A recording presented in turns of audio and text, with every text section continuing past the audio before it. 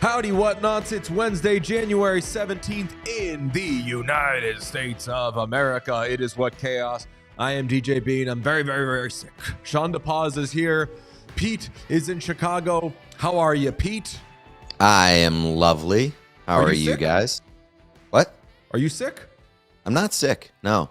I'm a little full. I went to breakfast this morning, so I'm playing hurt in the sense that my tummy hurts. Ooh, what'd you get? Let's grab some ass. I just I got like a skillet with scrambled eggs, bacon, a little hash. I know where you went. Did you go to the place that we went? Yeah. I love that place. Don't say it. Yeah, it's why? like a well-known, Is that famous the place place. that we went? Yeah. It was Lou Mitchell's. Lou Mitchell's. Yeah. It was fine. Like the vibes are good. Very strong vibes in that place. I went 3 times last time we were in Chicago. One without you guys, one with just you, Pete, and then one with all of us, right? Yeah. That was That's like right the before best. we were getting on a plane to head back. That was like the last thing that we did. Yeah. The But best. my tummy hurts. I mean, when we were there, so at Lou Mitchell's, what do they give you? Do they give you like a muffin while you're waiting for your food? I forget. Yeah, a little donut hole. Oh, they give There's you a a donut hole. A donut hole and a slice of orange. That's what they gave us this morning. And they were like, hey, on the house. Are you and they sure? say I on did the house not every ever time get like that. it's special treatment. I didn't get that. So are we sure? Really? Are we sure we went? Like, is it? Maybe they're racist. That's what I was. That's kind of where I was going. Is that where? Wait, is that is where? not. That's not where I was going. But So Pete did the white thing Yeah. of like, I'm an ally. But I'm ready. How to lean into dare it. they? No. Someone else wants to call out racism. I'll lean into it. Oh, so you will do? Oh yeah. No. I never crossed my mind, but now I've decided that You they're are in racist. the advantageous position though, where like you could have made Pete freak out there and been like, "No, Pete, I don't think they were being racist." But thanks for reducing me to The just color a of my cause. skin. Yeah. Racism 2 days after Martin Luther King Day. guy. Unbelievable. Boycott good. this establishment. Well, when I was at Lou Mitchell's, so they came out, they gave the donuts and the donut holes and everything, and I was by myself, and there was a couple from across the pond sitting next to me, and the man said, like, "Excuse me, what is this?" And I was like, "Oh, it's like a donut hole. Yeah, I don't know, like Munchkin, whatever, Timbit, wherever you're from." And he was like, "Oh, so it's just like a little donut?" And I was like, "Yeah." And he was like, "Is this customary?" And I was like, "For us to eat these things? Fuck yeah, it is." And he was like, "No, for like, as you wait for, you've already told them which food you want, and they know that you're about to eat a meal, and they still give you donuts." And I was like, "Look, sir, I know what you're doing here. You're doing some Calling us fat. You're doing some fat fat Americans. American stuff, and the answer to all that is probably, but still." Yeah. Specifically and especially in the Midwest. Like the Midwest, if I lived here, I would just be round. I would be a sphere. Dude, You know, the Midwest is the best place on the planet. I'm a Midwest guy too. I'm a huge Midwest Midwest. I guy. lived in Phoenix for the last 3 years. Everyone there is like the weather's always nice. They're always in shape.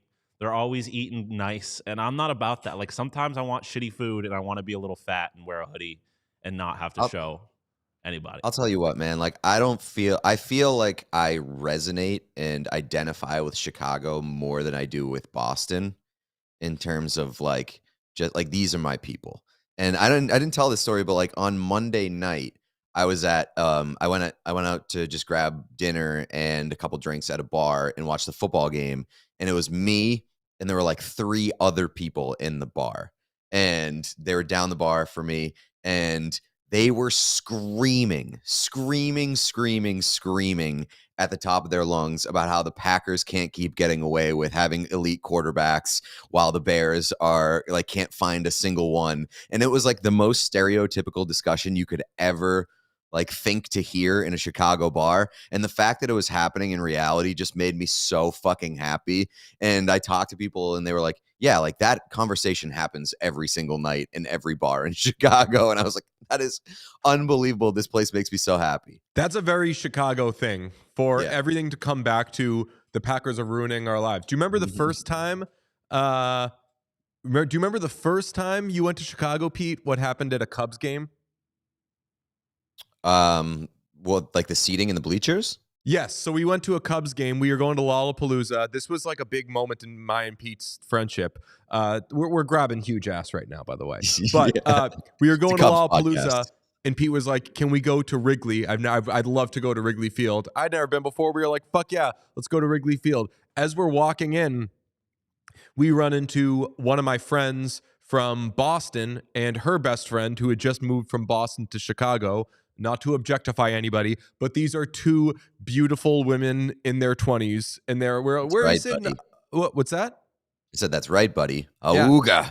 They were like, "Where are you sitting?" Bleachers. Oh, okay, awesome, amazing. So we get to the bleachers, which is first come, first serve, and we see that there is no place to sit, and we're like, "Oh man, this sucks. I guess we're just gonna have to stand around."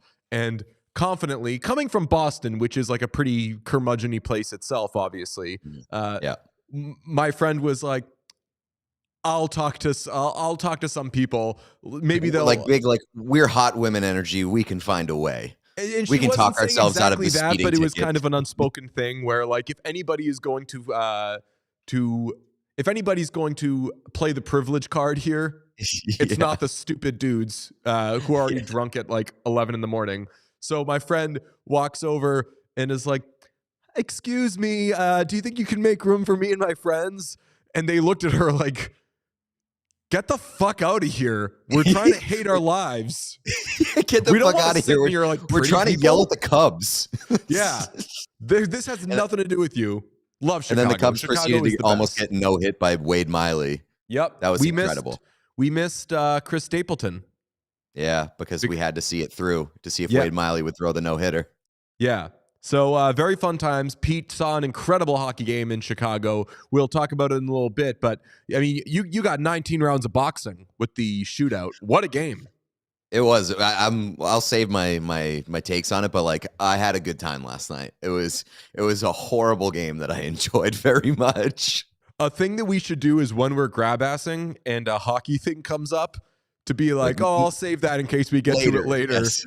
Where I don't want to get off topic here. Tell you what, we start with the Maple Leafs because they've done it again. They blew a 2-goal lead to the Oilers last night, let the Oilers get their 11th win in a row. I woke up to text messages this morning, multiple from friends saying, "Hey, when the Leafs took a lead on the Oilers last night, I placed whatever bet." Our friend Megan Kelly, not that Megan Kelly, when the Oilers were down 2-0, she bet Oilers first to 3 goals, won. When the Leafs were down, when the Oilers were down 2-0 to the Leafs, I bet Oilers to win, not just to win, but to win in regulation. Placed down $10. Guess who's got $100 now? Easiest bet in the world. And the best part is I watched it all as the NyQuil was hitting. So I was like tripping out watching Evan Bouchard score the fucking baddest empty netter I've ever seen this side of Lena Solmark. Good luck, Ken Holland, whoever is the next GM of the Oilers. Have fun fucking signing that guy because he's such a bad man. But we have to talk about the Leafs because they keep doing it. We talked a little bit on Monday when we weren't grab-assing about how the Leafs had blown a lead to the Avalanche and lost. Let me give you this stat, Pete. In 3 of the last 4 games, the Leafs have led by 2 goals and lost. In all 4 of their last 4 games, they have led and lost. In 5 of their last 7 losses, they've led by 2 goals. This is outrageous what they are doing. Yeah, it is a strong lack of killer instinct, and just this team, it's It's crazy how we just continuously get to this point every single year with this team in terms of like they are who we thought they were. It's a talented team with a roster that is frustrating as hell. They've got the star power. They look like a good team for portions and runs, but they can't put together 60-minute efforts. They can't close out games. They have a lack of killer instinct. They're a bit of a mess on the back end and in net. And they maybe like worst of all, they don't seem that bothered by it. That's the biggest thing. Okay. They don't seem that bothered by it. It's crazy. Okay, Mitch Marner after the game. I believe we have the full quote, but I'll pull up the tweet anyway. He says that the Leafs are not frustrated. Quote, "We got to ignore what everyone else says." Quick interjection. Everybody else is just saying what's happening. We Right. know we're a great hockey team. We show up every night. I mean, this last 4 games, we've had leads. We've played some awesome hockey, some great hockey. I would get mad at just him, but Sheldon Keefe also said that he is, quote, "very pleased with the effort of the group." And I know there's already been some preemptive backlash to any sort of negative reaction this would get of, well, what do you expect them to say? You expect them to say that they're not happy. You expect them to say that they're not pleased. Lie to me, Mitch. Use the word unacceptable. Even if you say we're playing some great hockey, but we're getting unacceptable results, just give me that one buzzword. Let me know that you understand you're being Leafy. Just please let me know that everyone gets that. You could say we're playing great hockey, but we need to play great hockey for 60 minutes. And say like we're playing great hockey, but we're not putting it fully together end to end. Something like that, where it's like, yeah, they, like I said, the Leafs show that they have talent. They show that they're a good team at points. It's just the consistency factor and doing it until the final horn. And that's just, it hasn't been there. And I will give you a stat of my own. I saw this last night from our friend James Myrtle. Of the last 14 games, the Leafs have 4 regulation wins, and 2 of them have come against the San Jose Sharks. Wow. I mean, So our friend... 2 non-regulation wins, or 2 regulation wins against teams that are not the Sharks in the last 14 games. I could be making this up, but I'm going to blame it on Jackie Redmond anyway, so it's her fault if this is a wrong stat. But I think, maybe the NyQuil was hitting as I saw this, I think Jackie Redmond said that the Leafs are last or near last in regulation wins. Yeah, that's been like the case all year long. Like they just don't win games in regulation.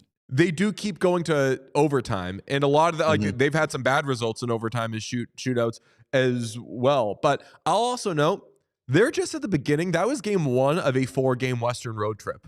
So it's not like, I don't know, if you're the Leafs and you're in a bad way, actually, do you want to be home or on the road? You probably want to get the fuck away from, road is actually probably the better place to be. But Chris Rock voice, lie to me, Mitch.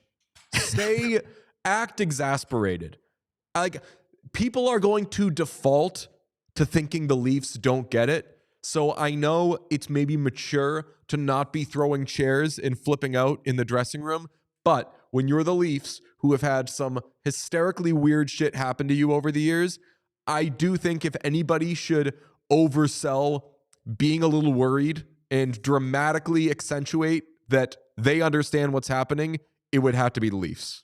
Yeah, and like part of me feels bad because, you know, like obviously we're picking this apart, and people in Toronto just pick apart everything, especially those post-game comments. And it does make me feel a little bit bad where it's like they're trying to say the right things, trying to be positive. And, you know, when you're frustrated like that, I'm sure they're frustrated, even if they don't say it.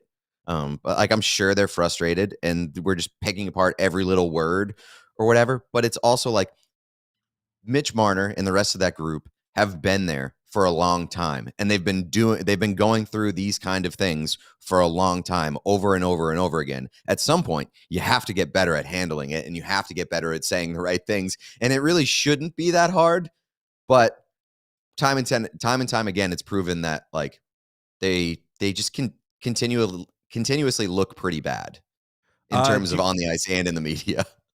Do you know what one of the last thing I was about to transition into an ad read. So when I say, do you know what, just know that that's when I'm about to hawk game time stuff. Okay.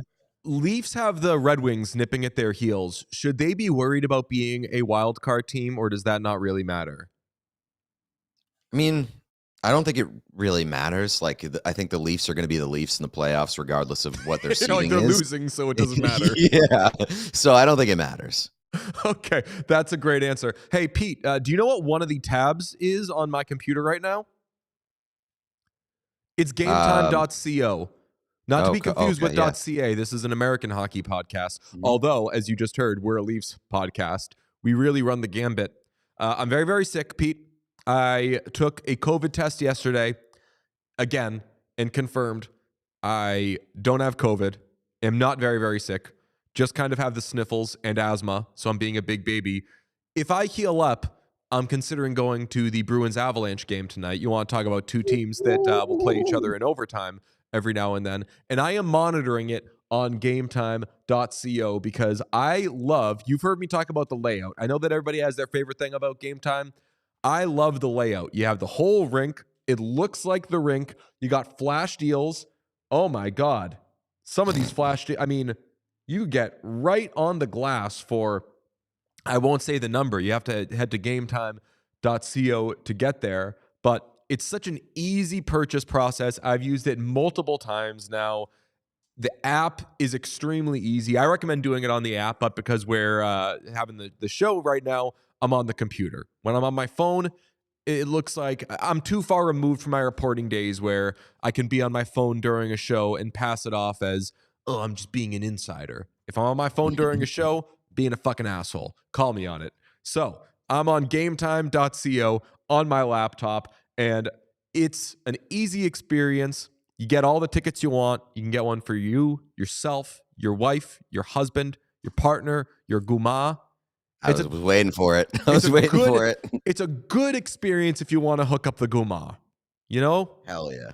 You can that's the thing that Game Time offers. You can pick how many tickets you get. How many times you buy in tickets and you say, oh, they only have 11. I don't know if I want to buy that many. Game Time, you can say, just 2, just 1, just 3, just bring in the friends. So take the guesswork out of buying tickets with Game Time. Download the Game Time app, create an account, use code CHAOS for $20 off your first purchase. Terms apply. Again, create an account and redeem code CHAOS for $20 off. Download Game Time today. Last minute tickets, lowest price, guaranteed. Use code CHAOS for $20 off. Hey, we talked about the Leafs. Can I whisper some sweet little nothings in your ears right now? Sure. Stuart Skinner. Are you saying Did you hear that? Get Stuart Skinner? No, he's been so good. Stuart Skinner plays every game and has been so good. He's been wins. So good. You know who should be an all-star if you're talking about wins? Stuart Skinner. Stuart Skinner, baby. Also, I saw this morning that the Avs GM was like, we are playing Alex Georgiev way too much, and we are looking for goaltending help.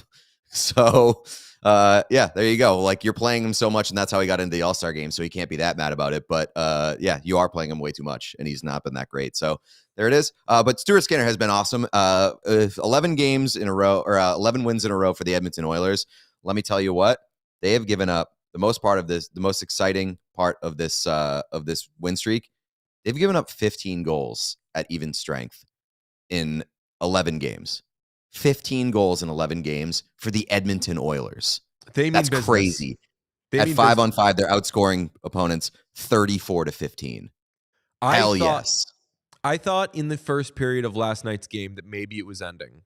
I had a parlay that involved the Oilers scoring in the first period, and Leafs take a 1-0 lead, and the Oilers, whether it was McDavid, Zach Hyman, who is not much of a playmaker, love the guy, but not known for doing end-to-end rushes or anything.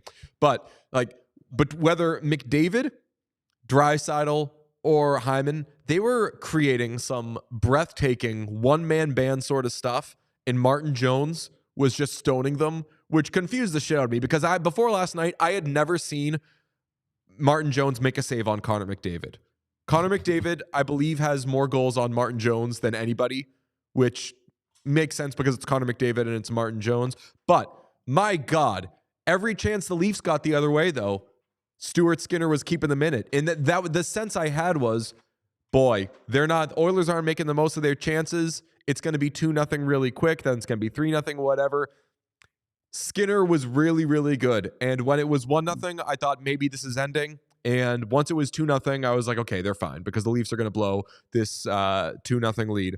Oilers do come back. They're down 2-0 in the first period. They come back, win their 11th game in a row. If the season were to end today, the Oilers would be third in the Pacific. So this is no longer they're making a run and they're back in the conversation. The Oilers are there. Even once they get back to winning at a normal clip and playing at a normal clip, they will be a playoff team, probably. Here's the thing, though. When does the normal clip end? Because the conversation now becomes, can the Oilers, with 11 straight wins, break the NHL all-time win streak record, which is 17, set by the 1993 Penguins? Pulled up the Oilers' upcoming schedule before the All-Star break, which would get them to 16. It is, buddy, a joke. Home versus Seattle. We know they've been hot. At Calgary, there's that rivalry. Then home versus Columbus, home versus Chicago, home versus Nashville. If they, Pete, can get past those first two, I think they are laughing. And then they return from the All-Star break with an incredible game in Vegas against the Knights, Western Conference Final rematch to tie the 1993 Penguins for longest winning streak all time. Pete, I am rooting so hard for this win streak. I am rooting so hard for this cursed, weird Oilers team in this season to become an all-time NHL team. Yeah, I mean, so am I. That Vegas game would be maybe the greatest must-see TV matchup of all time, but you know it's going to happen, right? Like they're gonna hit like 14 in a row, and then they're gonna lose the Blackhawks. Blue Jackets. That's gonna happen. That's so Oilers. That would be the biggest Oilers thing of all time. You did mention the Kraken and how they've been hot. I do want to point out over the last month or so, best goaltending rankings. The Winnipeg Jets, number 1. Obviously, that's not surprising. Number 2, the Seattle Kraken, and number 3, the Edmonton Oilers. The Kraken and Oilers, two teams that like have been kind of had like bad goaltending in their DNA for a long time. The fact that they have had two of the best goaltenders and two of the best goaltending teams in the past month has been hilarious. And it just also shows that like you can do anything in this league if you have good goaltending, because the Kraken ripped off like 9 straight wins. The Oilers ripped off 11 and counting. So if you're getting good goaltending, you can win every game. It's the Bruins have proven that over the past 2 years. Like, it doesn't matter what else you have on your roster. It doesn't matter who's out there. If you're getting the saves, you're going to win. Is the Stanley Cup back on for the Oilers? Many forget. It seems like years ago. It seems like years ago they were a Cup favorite. It seems like years ago they were a Cup favorite. Then they started the season horribly, had to fire their coach. We'll do it clean for a real. Is the Stanley Cup back on for the Oilers? Absolutely. I don't know how you can look at this team and say it's not. Like, everything that we talked about at the beginning of the season about the Oilers was like, this is a team. They're a mess defensively. They don't get saves. Obviously, they've got a ton of talent up front and they're scoring, but it doesn't matter if you're not protecting your own end. You look at the results that they've gotten over this win streak. Stuart Skinner has been unbelievable. Their top 3 goaltending team in the last month.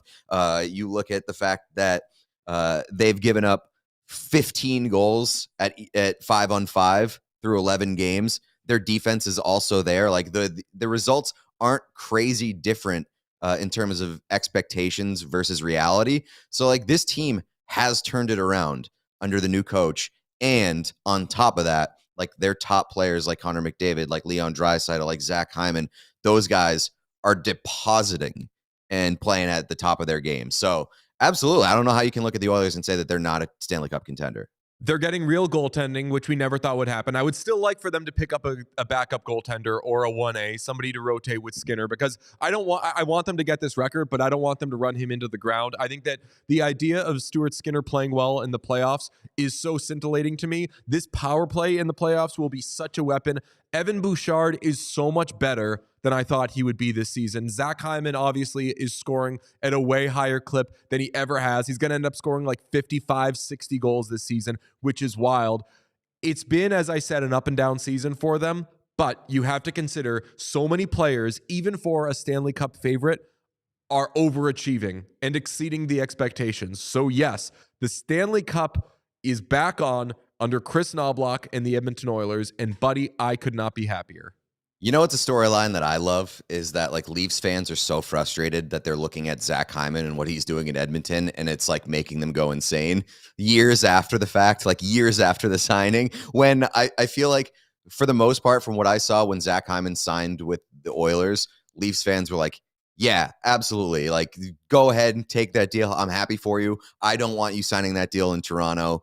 Good riddance. We'll move on without you. And then I saw a take on a clip from Steve Dangle's show where he was like, Tyler Bertuzzi is making the same amount of money as Zach Hyman this year, and like was losing his mind. And I was like, that's a wild thing to kind of reverse your stance on. I don't know specifically what his stance was with the Zach Hyman thing. one year deal for Tyler Bertuzzi. Like, that's a flyer you have with Bertuzzi. Right. That's the lowest risk deal in the world. Zach Hyman is still Get off the Toronto Maple Leafs.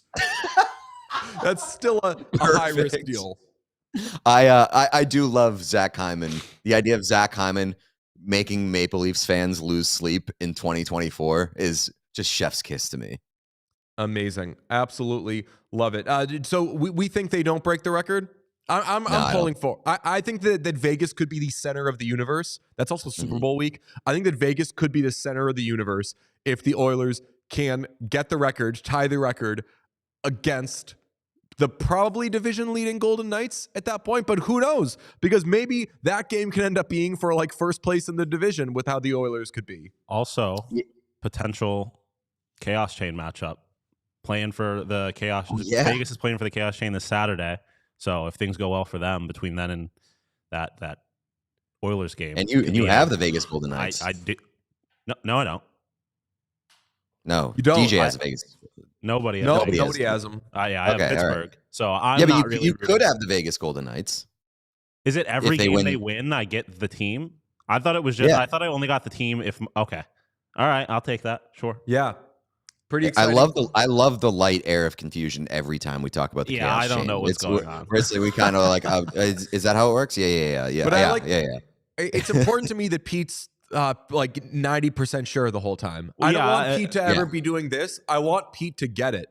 Yeah, and for everybody else has a grasp on it. I just have no idea what's going on. No, I have a grasp on it. So like if the Pittsburgh Penguins, who currently hold the Chaos Chain, if they beat the Vegas Golden Knights this weekend on Saturday, you acquire the Vegas Golden Knights and any other team that, like, if your team is holding the chain and beats a team, you assume the other team that they beat. I thought I was only getting a team if I had a team that beat a team with the chain. So like I got Seattle because I had Pittsburgh already and they took the chain from Seattle. So I got Seattle with them. I didn't realize that I also got teams for chain defenses. So I also like that because that makes it a little tougher to keep track of. And I like that. You like Sean's idea? I know what you're saying, Sean. I like that rule. I don't really have a preference either way. I just didn't exactly know what it was. So that's kind of I want to get to a point where, like, towards the end of the season, basically every team is owned by one of the three of us, and like the teams are constantly changing hands. Like, it is the most chaotic thing in the world. So what happens if like we play each other? Like if at some point, like, are all the teams up for grabs? Like, we can steal each other's teams. We need to get. I hope we get like some high stakes one of us versus another one. That's why I think this is a good kind of place the way to do it, because then basically every team is going to be owned at some point. The only point that you could run into like a bunch of trouble is if you got a team like the Oilers at the front of their win streak and you basically own like half the league, and if the Oilers keep winning, you could own every single team. So like if there was a situation where one person owned all 32 teams, it would be extremely unlikely, but they would never lose the chain. You know, like they would automatically come away with the winner because they own every team. Do you think that some people would rather play Squid Game than the Chaos Chain, because at least in Squid Game, if they don't get it, they get to die. You still have to live with your sins if you don't win the Chaos And Chain. if you lose the Chaos Chain, you still have to keep track of the Chaos Chain and try to figure out what's going on in it. I've gone from like, I am the most pro Chaos Chain person, possibly even on this show. I like it more than Pete does at this point. My initial thought was, what if it's confusing? And then a half second later, I was like, oh, if it's confusing, it's the fucking best. And it has only gotten more confusing, and I have only liked it more. I have no idea if like fans are riding for the Chaos Chain. I'm going to start making Chaos Chain merch, one-of-one exclusive stuff that just says, I understand the Chaos Chain, shit like that. I have noticed interest online picking up on it. And somebody tweeted at the show account yesterday and said, in reply to nothing, just out of like just pure at what Chaos show, Chaos Chain update question mark with the hashtag let's go Red Wings. And that was very funny to me because They haven't even become close to the Chaos Chain. Not even close to holding the Chaos Chain. The Pittsburgh Penguins did not play last night. Don't play till Saturday. Like, there's no way that the Chaos Chain could change hands. And a Red Wings fan like inquiring, being like, so like the Wings got it yet or what? I just think having They no idea. have no idea what the criteria is. I think we should still do Chaos Chain updates where like Pete thought of a new rule. Yeah. Yeah. Like nothing happens to the Chaos Chain, but hey, we have an update. Pete thought of a fun little twist. Well, here's a question: Is this just a regular season thing, or if like, Yeah. Okay, so No, a team can't regular bring it's not like the MacGuffin where they can bring it into the playoffs. Noted. Okay. No, yeah, no playoffs. Very, very interesting. Playoffs are their own Chaos Chain. It's gonna be so hilarious when the Blackhawks beat the Winnipeg Jets In game 82. 82, and the Chicago Blackhawks, who are undoubtedly the worst team in hockey, or the second. Excuse me. The second best team. Undoubtedly the worst team in hockey. They won a hockey game last night against one of the worst teams in hockey. Or at best, I guess, the second best or worst team in hockey. That's right. If you're watching on YouTube or doing anything right now on YouTube, smash subscribe, please. It's very important for us to have our YouTube numbers strong, just because we're obsessed with it. So if you're listening, head to YouTube, subscribe there. If you're chatting along right now, we appreciate you. There's always some funny stuff in there. Smash subscribe. We're trying to get to our goal is to get to 3,000 subscribers by the All-Star break, and that's in a couple of weeks. So pound that button, please. I do want to give a quick shout out to the listeners who absolutely flooded the Apple Podcasts page, because I don't know, I think like only a couple days ago, I was like, we only have 17 reviews on Apple Podcasts, and we had hundreds on Spotify. And like 2 days later, we have like 150 something reviews on Apple Podcasts. So shout outs to the listeners that went and ran and gave us some awesome reviews there. If you haven't done it, please do it. Like DJ said, hit the subscribe on YouTube as well. Let's get those numbers up. And shout out to Sean Dursey, because he experienced the chaos bump.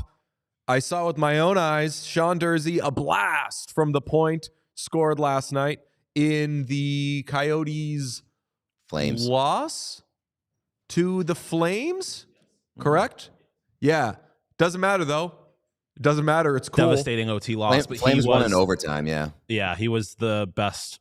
They won in overtime on a power play goal for too many men on 3-on-3 hockey, which I had never seen. But yeah, Dursey, goal, sweet assist, and was laying the fucking body. He was all over the place yesterday.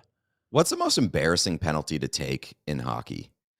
Too many men at 3-on-3 has got to be up there. Embarrassing, that is up there. At some point last week, Lawson Krause took a penalty for playing the puck with a broken stick, and that was one where, like, as soon as he did it, he was like, fuck. And so it was kind of like it looked a little embarrassing for him, but yeah, I mean, we saw Akira Schmid take it. That is the most that was fun. That was funny. Any sort of playing the puck when obviously you can't fucking play the puck there is the most embarrassing one. Dougie Hamilton playing the puck in the penalty box is probably tops. I mean, any of the penalties that is just like, it's just a pure mental lapse. Like the Schmid thing was like playing with a broken stick or something. Like the too many men on the ice, you can at least argue that like there's a lot going on and it's not just like a one person's fault. Like the other person has to also be on the ice at the same time, right? But any of the mental lapses, I feel like those are easily. I mean, all you have to do in that some- situation, all you have to do is count to 3, and that's why I find it embarrassing. The Akira Schmid one, and specifically the Dougie Hamilton one. Like the Dougie Hamilton one is one of the more funny and embarrassing penalties that I can remember in like even my lifetime. Him playing the puck while in the penalty box and then having to stay in the penalty box because of it is so fucking funny. But that's like that one I can kind of forgive because it's just it has the energy of like you let intrusive thoughts win. Like you just saw a puck coming towards you, and just out of instinct, you're like, I gotta play it. I don't care what the rules are. I gotta play it. And that's the thing of like they tell that. That's the thing like back in the day in like youth sports, they'd be like, you gotta sleep with a football. Every time you see a football, that's your rock. You want that football. So like Dougie Hamilton just balls so hard that he saw a puck and he was like, check this shit off. Mine. Yeah. Sean in the chat, good name, bad spelling, said that embellishment is pretty embarrassing. I do feel like Strong disagree. Really? I feel like that if you get caught for like if you get called for embellishing, everyone's got to be sitting there being like, what are you doing, guy? I know it's subjective, but like that's what I'm saying. In order for somebody to get like it's subjective, so I feel like it doesn't get called often. In order for someone to get called for embellishment, it needs to be like blatantly obvious. And I feel like that's a tough Sean, I'll correct you in the moment because you're a very smart person. Blatantly obvious is redundant. You're right. That is true. Blatant. But the embellishment thing, a lot of times, like if somebody gets embellishment for like snapping their head back when they didn't get hit, that's how I would react. If I see something coming at me from like 10 miles away, if I see it out of the corner of my eye, I flinch. Yeah, I'm thinking more of like a dive. Yeah. Like that one is like if you're flopping like LeBron then that's a tough look. Yeah, it depends on the degree of the dive, right? Yeah. And you know that we've seen instances where guys like are actually high sticked and then they throw their head back to kind of sell it. That's not embarrassing. That's trying to get the call. But like if nothing happens to you and you dive, that's a tough look. What about puck over the glass? There are certain degrees of that as well, where you know, if it's like kind of an unforced error and you just sail it over the glass, that's so embarrassing. So I agree, and it's like a happens to everybody kind of thing, Right. but it doesn't make it less embarrassing.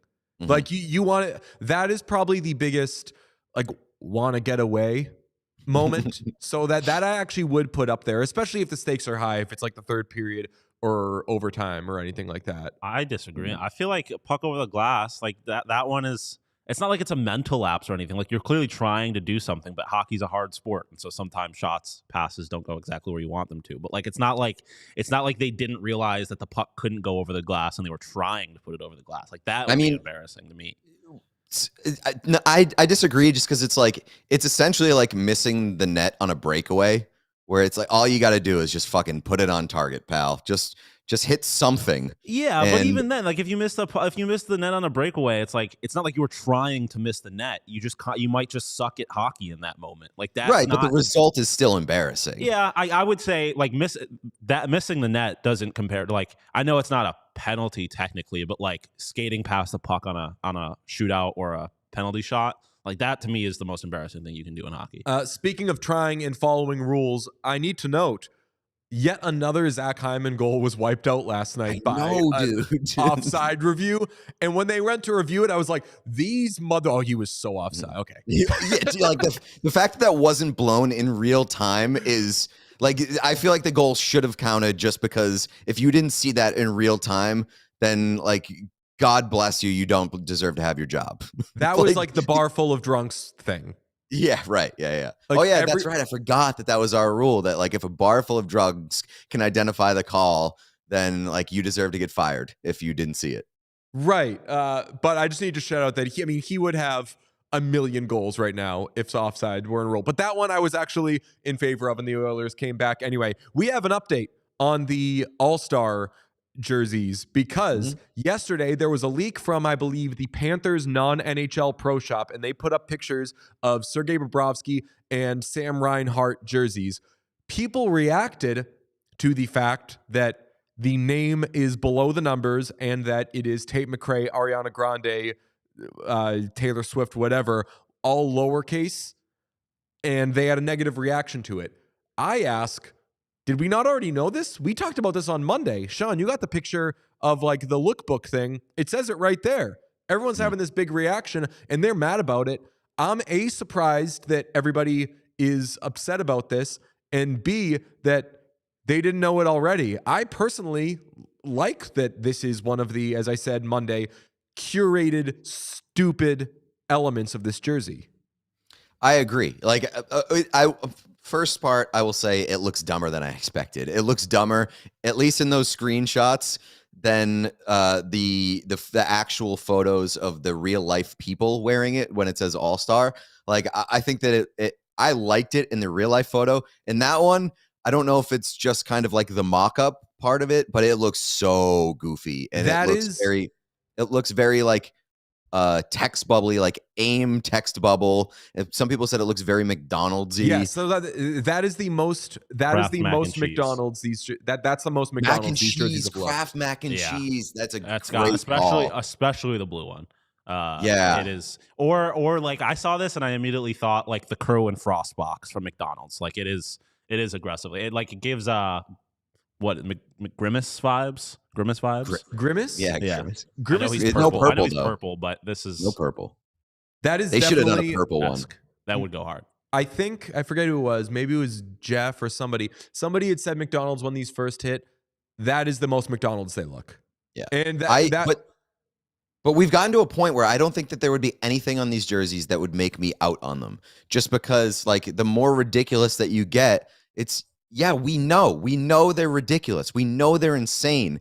That is the point. So, like, that part of it, we already knew, not a big shock to us. But, like, even if I just discovered that, I don't think I would be like, oh, now I'm out. Like, if you weren't already out, you're probably not going to be out at this point. I think the only thing that would ruin it for me, and it wouldn't ruin the jersey, but like I would feel worse about it, is if we're doing like color rush here. I think it would just look super ugly if they did color rush. Strong disagree. Sean wants color rush. I want it. It's the fucking All-Star game. Who gives a shit? Like, it would look dope-ish. It's not like they have to be worn all the time.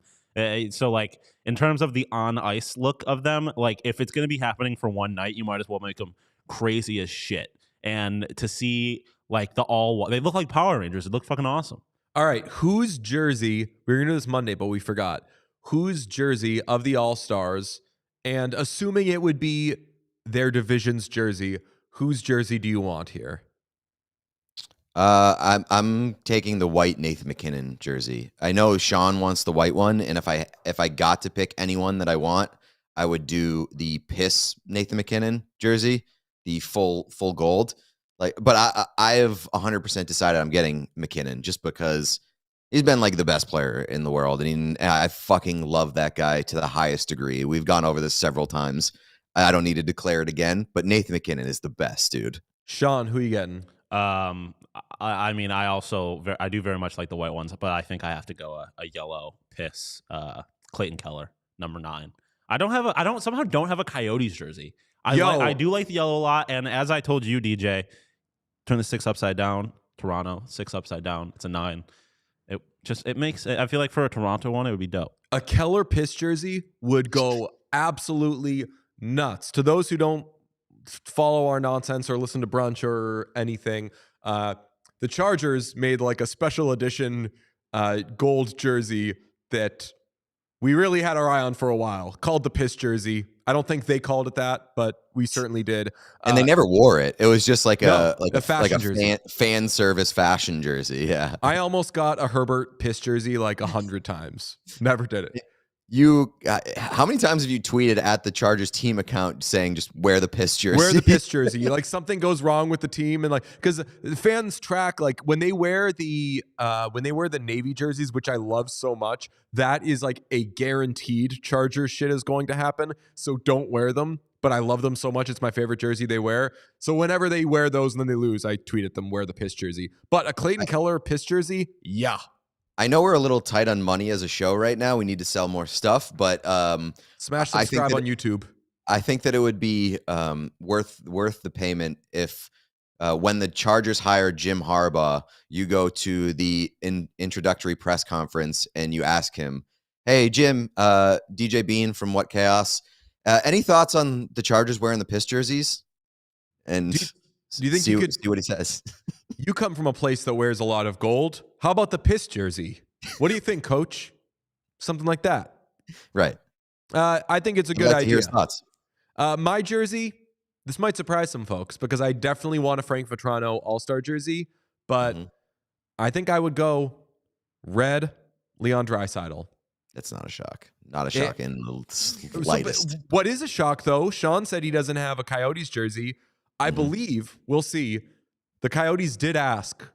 They were like, give us the address. After I had told Sean Dursey, please give us a free jersey. Sean says he doesn't own a Coyotes jersey. I don't own a Leon Draisaitl jersey. And Draisaitl is probably, all kidding aside, my favorite player in the league. So, Draisaitl All-Star, a red McDonald's jersey, lowercase.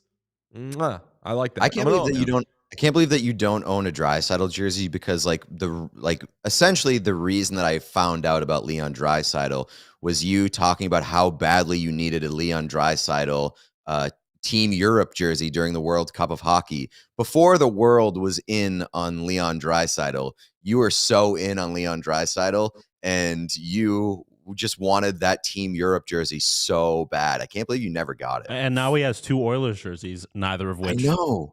Famously, A Zach Hyman jersey before a Leon Draisaitl jersey. Crazy. Famously, famously, Adidas sent me a World Cup of Hockey care package, and it was a bunch of USA stuff. And I responded to them, "Hey, do you have Leon Draisaitl Team Europe stuff?" I don't really know what I'm gonna do with this Team USA stuff. I may be an American podcast host, but I'm not gonna wear this shirt. That's my second favorite story involving the World Cup of Hockey and the pursuit of a hockey jersey from it, because my buddy was a late adopter to the World Cup of Hockey and Team North America.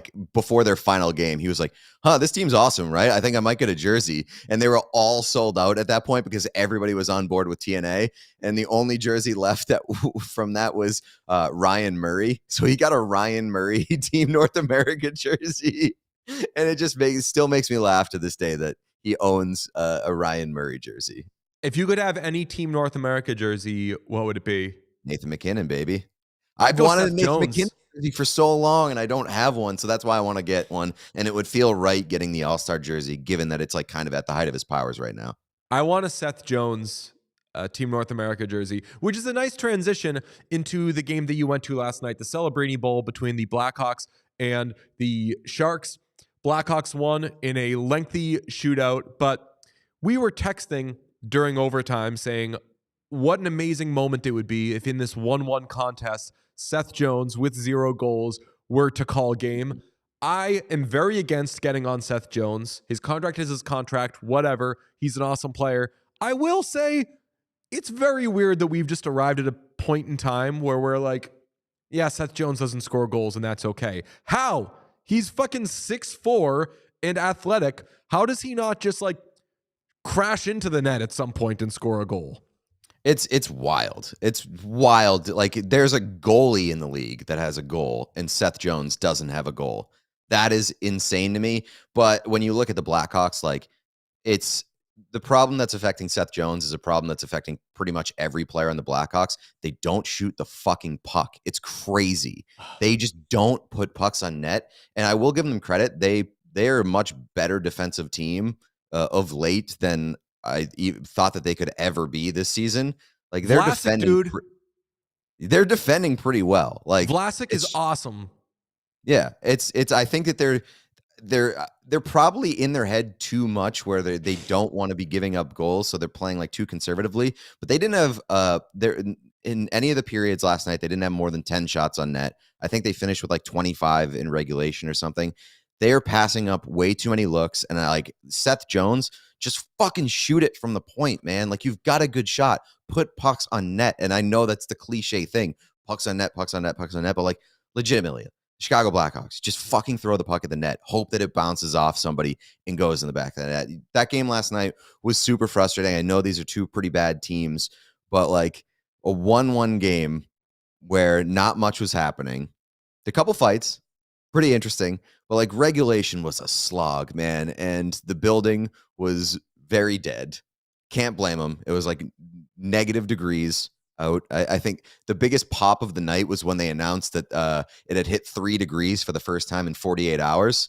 So there's a big cheer for that. But like obviously terrible weather, Tuesday night, no Bedard, two of the two worst teams in the league. Didn't expect it to be a packed house, but man, that place is like a library. It was tough.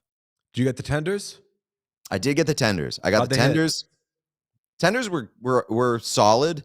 My highlight in terms of food was I got a raw dog hot dog. You know the deal with that. We've done that at Oh yeah. Red Sox games. Hot dog, no condiments, just straight up. I was hoping to get a Chicago dog, but they didn't. I didn't see them. We were up in the penthouse suite last night. Not to brag. First time that we had been up there. So it was food situation was a little bit foreign to me. Ended up getting a raw dog hot dog. That thing slapped. It was so good. Sean, would you do me a favor? Put yourself on camera and recreate the face you made as Pete was It's doing just- all that. Just a disgust. That Yo, is don't knock it mean. until you tried it, my brother. No, that is you should be put on a list for What are eating. you a raw talking hot about, dog. man? Then I'm right there. I'm right there on the list with them, Yeah, which is no, not a both surprise. of you should be on list. That is a clear indicator of I don't know, like violence. Like you're gonna do something evil now. I mean, especially in Chicago, do you think people would get more mad at me for putting ketchup on the hot dog or putting no condiments on the hot dog? Oh, they'd get more mad about ketchup for sure. But people Yeah, in Chicago are right. fucked. Like respect, but their food opinions don't make any sense and they're wrong. I mean, Chicago is one of the best food cities in America, so I can't say that they're No. wrong. Yeah, it has great food. It doesn't mean that their takes on food aren't ass backwards. That's Like- fair. Like ketchup on a hot dog is fine. Yes, agreed. Man, so you did Lou Mitchell's. You got a raw dog in there. You got some tenders. You sounds like you're living the life, my guy. I'm hitting Trivoli Tavern tonight. I feel like an old man because I woke up this morning and I was like, I can't wait to go to dinner.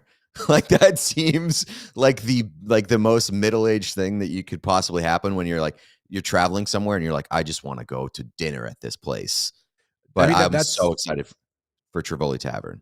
That rules, man. Oh man, it was a great. I gotta say, it was a great shootout.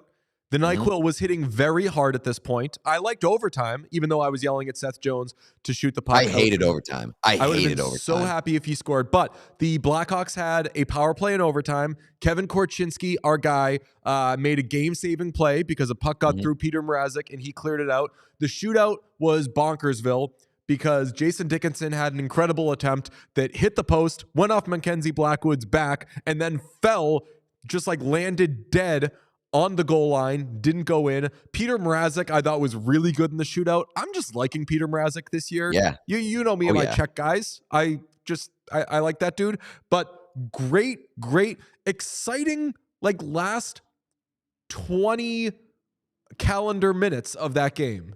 U.S. calendar minutes. Yeah. Yeah. The shootout was electric. Overtime was painful. I'll tell you that. Like, I don't think I've ever enjoyed 3-on-3 overtime less than watching the Blackhawks and Sharks play last night. It was tough to get through, but they did reward me with an incredible electric shootout that was hilarious. It was a hilarious shootout. 9 rounds. The Blackhawks ultimately won with, I believe it was, who was it? Boris Tkachuk? Yes, Boris I think Tkachuk? so. Had the game winner. I was dead NyQuil'd out at that point. Won us some money because the wheel spin yesterday told us to bet on the Blackhawks. So shout out to the wheel. Big fan. Also big fan of somebody was just playing Tony Hawk on the Jumbotron during an intermission. That's pretty sick. They were just playing like old retro video games. It reminded me of Jumbotron. Of the 1975 concert where they Yes, started I playing was like gonna all say the that. distractions, like the TikTok shit, just to keep the millennials engaged. I appreciated that. I thought that was great. But my big takeaway from that is that I watched a game between the two worst teams in the league, and both of them obviously coming out of the Western Conference. The Western Conference is so much more interesting for better and for worse this season than the Eastern Conference. Like the Western Conference has all the best teams, in my opinion, and they also have all the worst teams. Maybe just with the exception of the Columbus Blue Jackets. Like the Western Conference has everything you could want, and the Eastern Conference, to me, top to bottom, nobody really stands out as far as being like a great team. Like even if you talk about the Bruins, I don't think the Bruins are a great team. and that might surprise some people, the Bruins are not a great team. There aren't a lot of great teams in the East. No, there's nobody that stands out. Like, I think there are good teams in the East, but I don't think there's any great team. And there's also not like a super, super embarrassing team other than the Toronto Maple Leafs in the Eastern Conference, right?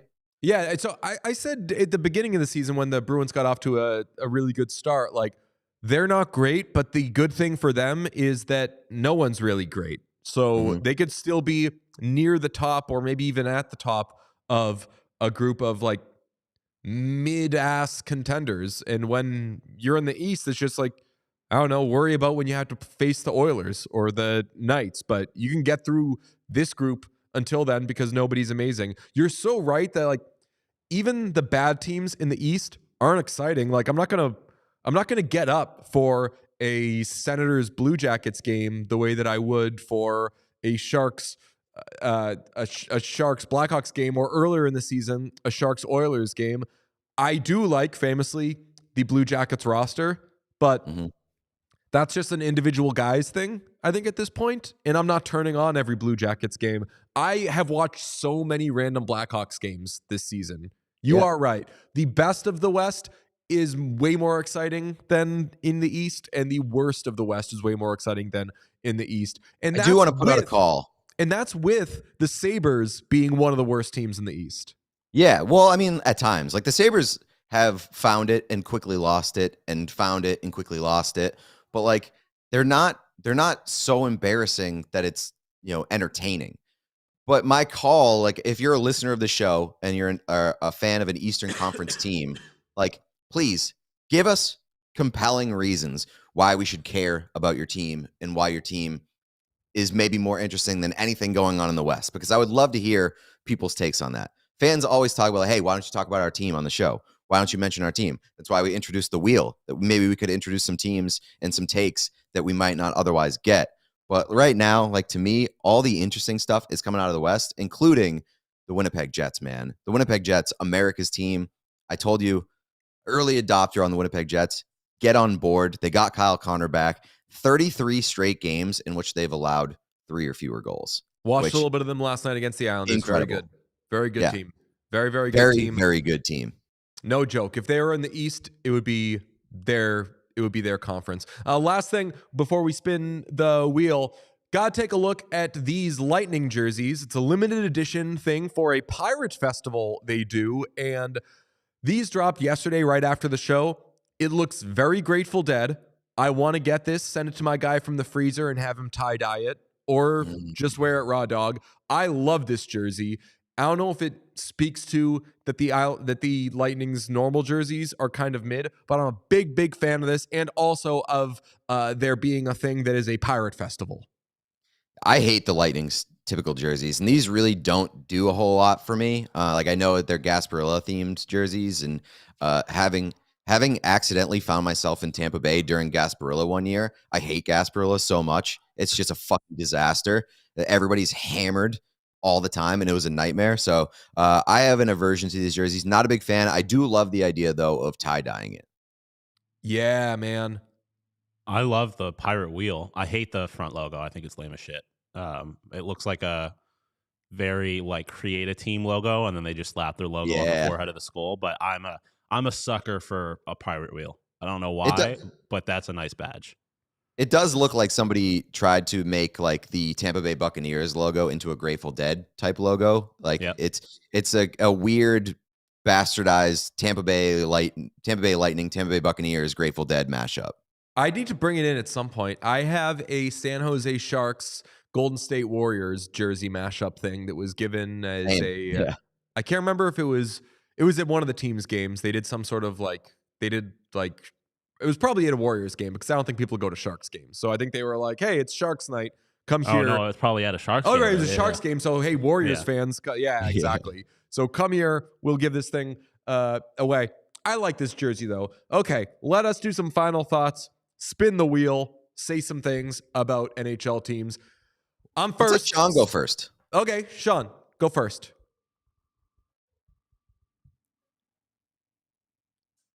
Say something about the Stars, Sean.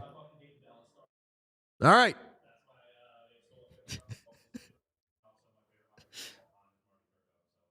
All right, so that's Sean's thoughts on the Dallas Stars. Nice, pretty good. I agree. All right, since we're going out of order, Pete, you're next. Okay. Sorry, Stars fans. Hell yes, the Winnipeg Jets, baby. I just gave you my thoughts.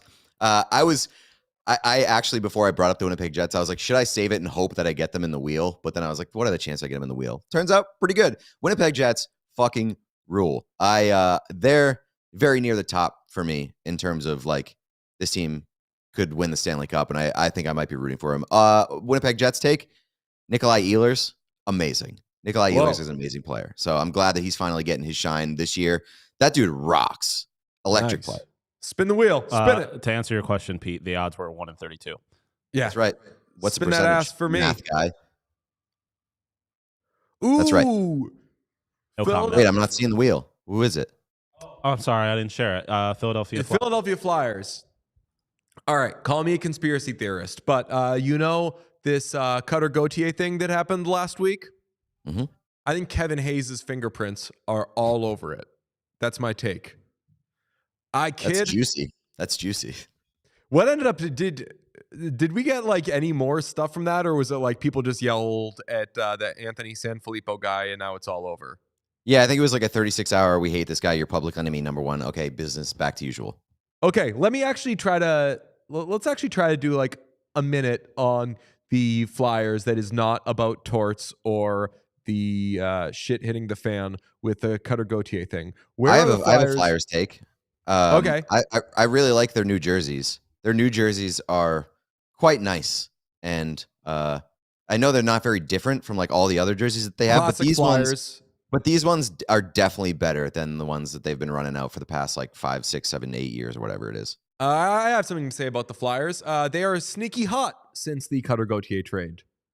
They've won 4 games in a row. Not all since that trade. I think they've won 3 since then. But Flyers, like, not really going anywhere. Season were to end today. They'd finish 3rd in the Metro. They sit 2nd right now, but games in hand. Flyers, for real, in a not for real conference. What I saw some Bruins fans clamoring for like Jim Montgomery, Jack Adams this year because of like all the losses for that roster. I don't even think that Jim Montgomery would finish top 3 in Jack Adams at this point. Like for me, might be like Rick Bowness, Rick Tocchet, and then John Tortorella. Yeah, those I would be agree. my top 3.